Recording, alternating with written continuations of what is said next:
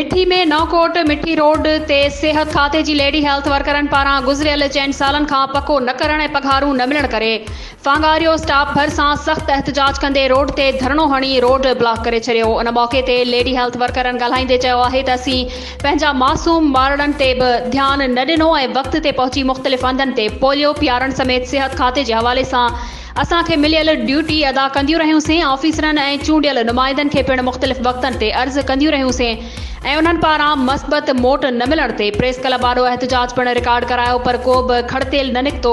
नेठि तंग थी असां नौकोट मिठी रोड ते धरणो हयो आहे। जीअं चूंडियल नुमाइंदनि ऑफिसरनि ऐं ईंदड़ वींदड़ आम माण्हुनि खे ख़बर पवे त कंहिंखे असां न्याणियुनि ते कहल अचे। असीं वज़ीर आला सिंध, वज़ीर सिहत, सेक्रेटरी सिहत, DHO थरपारकर ऐं ॿियनि वसवारनि खां मुतालबो कयूं था त असांखे रहियल पघारूं ॾिनियूं वञनि ऐं नौकरी में पको कयो वञे।